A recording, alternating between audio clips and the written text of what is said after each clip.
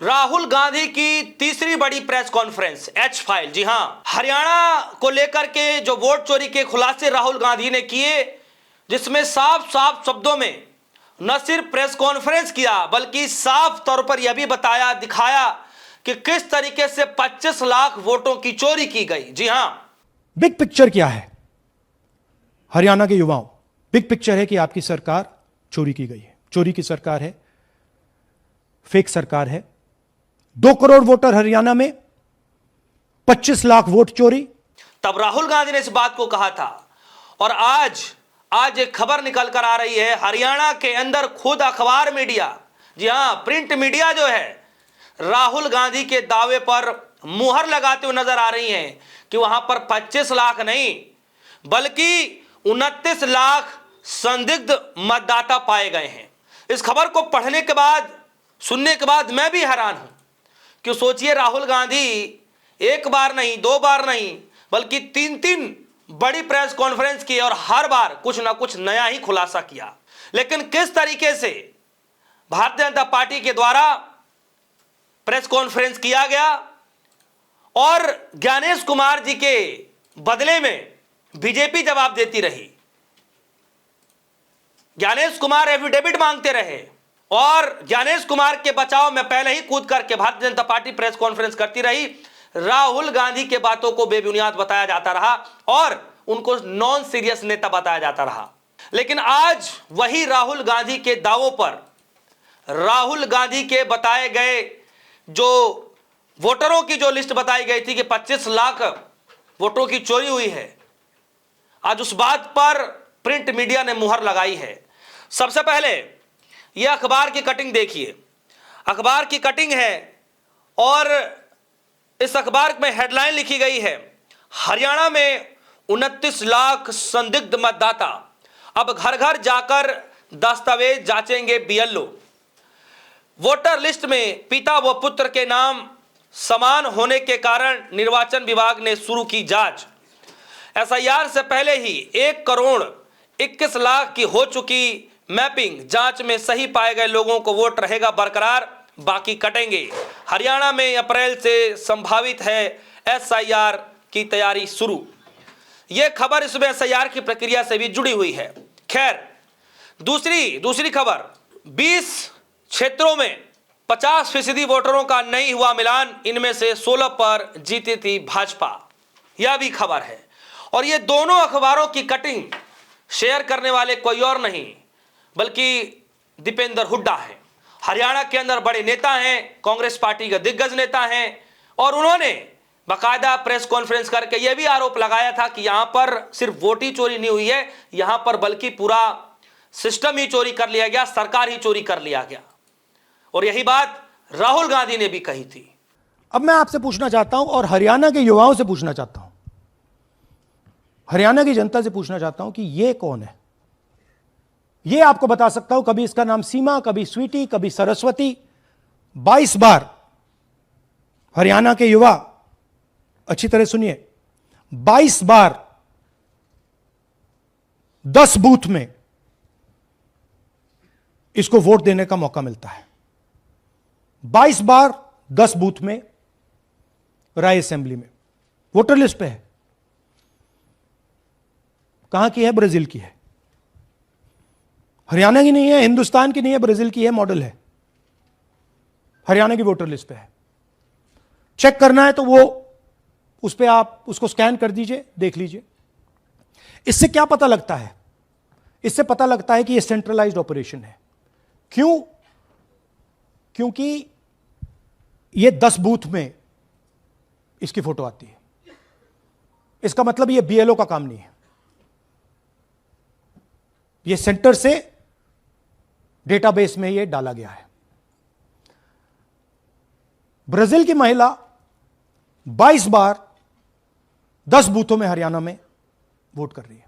याद होगा आपको, मैं बार बार राहुल गांधी की वीडियो में दिखा रहा हूं कि किस तरीके से राहुल गांधी जी बाकायदा प्रेस कॉन्फ्रेंस कर रहे थे और उसमें न सिर्फ वोटरों की गड़बड़ी बता रहे हैं बल्कि एक ब्राजीलियन मॉडल का भी जिक्र किया राहुल गांधी जी ने, जिसको लेकर पूरे देश भर में राहुल गांधी के समर्थकों ने, नेताओं ने कार्यकर्ताओं ने मेट्रो के अंदर, बस के अंदर, लोकल ट्रेन के अंदर हर जगह पोस्टर बैनर ले करके लोगों को जागरूक किया कि हमारे भारत के अंदर हमारे निर्वाचन जो वोटर लिस्ट है उसके अंदर ब्राजीलियन मॉडल का क्या काम है। ये बार बार प्रोटेस्ट किया जाता रहा। तो ये खबर रही। और आज इस खबर पर दीपेंद्र हुड्डा कह रहे हैं, अखबारों की यह रिपोर्ट राहुल गांधी जी द्वारा लगाए गए वोट चोरी के गंभीर आरोपों पर मुहर लगा रही है। मुख्यमंत्री नायब जी की व्यवस्था इंतजाम की पोल अब खुल रही है। नायब सिंह सैनी ने कहा था कि व्यवस्था हो चुकी है। उसी व्यवस्था को लेकर राहुल गांधी ने प्रेस कॉन्फ्रेंस करी थी और क्या कुछ कहा था। सारे ओपिनियन पोल्स कह रहे हैं कि चुनाव जीत रहे हो, ये मुस्कुरा के कह रहे हैं भैया हमारे पास व्यवस्था है। कौन सी व्यवस्था, क्या व्यवस्था, ये इस प्रेजेंटेशन का लक्ष्य है। आपको यह समझाना कि इनके चेहरे पे जो मुस्कान है ये क्यों है। मैंने शुरू से ये हरियाणा का फाइनल इलेक्टोरल मैप है। कांग्रेस पार्टी हरियाणा के चुनाव को तकरीबन 22,000 वोट से हारी। 8 कंस्टिट्यूएंसीज में हारे। ये लिस्ट है इनकी। मगर अगर आप वोट डिफरेंस जोड़ दें तो अगर हमें 22,000 वोट इन कंस्टिट्यूएंसीज में मिल जाता तो हम जीत जाते। और अगर आप टोटल वोट को देखें तो 1.18 लाख वोट का अंतर था उनमें और हमारे बीच में। यह आप नंबर याद रखिए, तकरीबन 1 लाख और 22,000। अब आते हैं खबर पर। तो जो दीपेंद्र हुड्डा जी ने जो अखबार की कटिंग शेयर की है जागरण की, उसमें लिखा गया है, चंडीगढ़ हरियाणा में विभिन्न स्थानों पर मतदाता सूचियों में 29 लाख ऐसे मतदाता मिले हैं जिनमें पिता पुत्र के नाम समान हैं। निर्वाचन विभाग के इन संदिग्ध मतदाताओं की पहचान सुनिश्चित करने के लिए खंड स्तरीय अधिकारियों की ड्यूटी लगाई गई है। बीएलओ मतदाता सूची में दर्ज पते पर जाकर संबंधित मतदाताओं के दस्तावेजों की जांच करेंगे। जांच में सही पाए गए लोगों को वोट बरकरार रहेगा, जबकि फर्जी मतदाताओं को सूची से बाहर कर दिया जाएगा। कांग्रेस के पूर्व अध्यक्ष और लोकसभा के विपक्ष नेता राहुल गांधी ने पिछले साल नवंबर में हरियाणा में 25 लाख फर्जी मतदाताओं के सहारे भाजपा पर सरकार बनाने का आरोप लगाए थे। इसी दौरान उन्होंने एक ब्राजीलियन मॉडल की तस्वीरें भी दिखाई जिसका नाम सोनीपत के राय विधानसभा के क्षेत्र में 10 बूथों पर वोटर लिस्ट में 22 जगहों पर मौजूद था। इसके अलावा मतदाता सूची में 29 लाख लोग जरूर सामने आए हैं जिनमें मतदाता और उनके पिता का नाम एक ही है। सोचिए, राहुल गांधी उस वक्त 25 लाख वोट चोरी का आरोप लगा रहे थे और यहां तो जो संदिग्ध वोटर लिस्ट में जो नाम पाए जा रहे हैं वो तकरीबन 29 लाख है और इस बात की मुहर कोई और नहीं लगा रहा, मगर पकड़ लिया।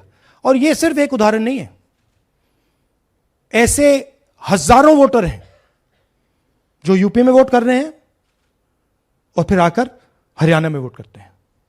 इसलिए ये पूरा स्टैगर्ड प्रोसेस है कि भैया हरियाणा पे पहले होगा, फिर यूपी में बाद में होगा, फिर गुजरात में यहां होगा। ये पूरा जो स्ट्रक्चर बनाया गया है इसके लिए बनाया गया है कि हमारे लोगों को 2, 3, 4, 5 बार वोट कराया जाए और कांग्रेस पार्टी और विपक्ष के लोगों को वोटर लिस्ट से हटाया जाए। ये नीचे प्रहलाद जी सरपंच मथुरा डिस्ट्रिक्ट, ये होडल असेंबली में वोट कर रहे हैं और ये हैं बीजेपी के नेता के साथ, यूपी मिनिस्टर के साथ, लक्ष्मी नारायण के साथ। ये भी इनका भी फोटो है।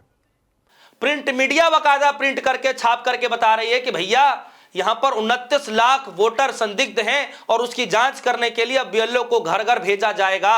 और यह कहा गया कि जो सही होगा उसका नाम वोटर लिस्ट में रहेगा और जिसके नाम फर्जी तरीके से पाए जाते हैं उसका नाम वोटर लिस्ट से काट दिया जाएगा। और ऐसे कितने लोग हैं? 29 लाख लोग। सोचिए किस तरीके से राहुल गांधी की बातों को झूठा साबित करने के लिए क्या क्या प्रपंच रचा गया, क्या कुछ नहीं कहा गया।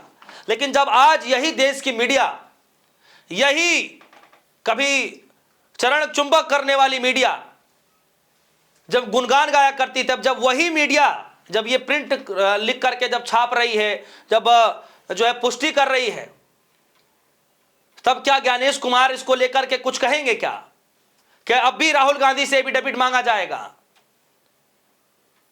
यह हाल हो चुका है। और इस पूरे मसले को लेकर के न सिर्फ दीपेंद्र हुड्डा ने कहा है, बल्कि मैं आपको बता दूं कि वहां पर जो रणदीप सिंह सुरजेवाला जो हैं, उन्होंने भी बकायदा इस वोट चोरी के मसले को लेकर उन्होंने भी एक ट्वीट किया है, मैं आपके सामने रखने जा रहा हूं। लिखा, सब चंगा सी या सब कटंगा ही, हरियाणा में वोटर लिस्ट का नाम लेकर जांच नहीं, अब छटनी की स्क्रिप्ट लिखी जा रही है। 2 करोड़ मतदाताओं में से 29 लाख मतदाता संदिग्ध घोषित हैं। घर घर जाकर दस्तावेज जांच और संदेश साफ है कि कागज दिखाओ वरना वोट गया। दूसरी तरफ एसआईआर के नाम पर क्या चल रहा है? 2002-2024 में वोटर लिस्ट का मिलान पूर्व प्रदेश में अब तक सिर्फ 58% मिलान हुआ है। 20 विधानसभा क्षेत्रों में 50% से ज्यादा जो है वोट मैच किए गए हैं। और यही कटिंग फिर से सुरजेवाला ने लिखा है, शेयर किया। इसमें लिखा गया है, हरियाणा में 29 लाख संदिग्ध मतदाता अब घर घर जाकर दस्तावेज जांचेंगे बीएलओ। और कहा जा रहा है कि जांच शुरू भी हो चुकी है। जब गलती नहीं है तो क्यों जांच किया जा रहा है? यही सवाल तो तब भी पूछा जा रहा था। राहुल गांधी ने बकायदा ब्राजीलियन मॉडल को लेकर के बहुत कुछ कहा। खैर, और ये जिस लेवल पे हो रहा है, सेंट्रलाइज तरीके से हो रहा है, ये बीजेपी और इलेक्शन कमिश्नर के कल्यूजन से हो रहा है। ये इलेक्शन कमीशन के बिना नहीं हो सकता है। ये एक इलेक्शन कमीशन की अथॉरिटी के बिना नहीं किया जा सकता है, क्योंकि अगर इलेक्शन कमीशन को डुप्लीकेट्स हटानी हो, पिक्चर्स हटानी हो, ब्राजीलियन फोटो नहीं डालनी हो, वो 2 मिनट का काम है।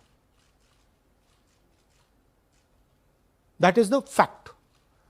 तो इन तीनों ने और नरेंद्र मोदी जी ने और अमित शाह ने मिलकर हिंदुस्तान की डेमोक्रेसी को खत्म कर दिया है। हिंदुस्तान के कॉन्स्टिट्यूशन पर यह आक्रमण है, अंबेडकर जी के कॉन्स्टिट्यूशन पर यह आक्रमण है। और अब यही सिस्टम जो हरियाणा में लागू हुआ, उससे पहले महाराष्ट्र में, मध्य प्रदेश में, छत्तीसगढ़ में, यही सिस्टम बिहार में लागू होगा। पिछले प्रेस कॉन्फ्रेंस से आपने मुझसे पूछा कि क्या करना है। देखिए, इंस्टीट्यूशनल फ्रेमवर्क इनके हाथ में है, हमारे हाथ में नहीं है। तो हम यहां पे सच बोल सकते हैं, हम देश के युवाओं को बता सकते हैं, दिखा सकते हैं प्रूफ के साथ कि देखिए ये सबूत है। ये इलेक्शन कमीशन की लिस्ट है, हमारी लिस्ट नहीं है। ये बल्क वोटर्स हैं, ये इनकी लिस्ट हैं, हमारी नहीं है। ये फेक एंट्रीज हैं, ये इनकी हैं, हमारी नहीं है। ये हमारा है। यह खबर रही आज की कि राहुल गांधी के दावों पर अब प्रिंट मीडिया भी सही मुहर लगाती हुई नजर आ रही है। अब सवाल यह है कि क्या ज्ञानेश कुमार जी कुछ बोलेंगे? क्या ज्ञानेश कुमार जी फिर से राहुल गांधी से एफिडेविट मांगेंगे या फिर अपनी गलती स्वीकार करेंगे? आपको क्या लगता है? वीडियो कमेंट सेक्शन में जाइएगा, अपनी राय रखिएगा। फिलहाल के लिए दीजिए इजाजत। देखते रहिए न्यूज़। धन्यवाद। वैसे मुझे इतना बोलना नहीं चाहिए था।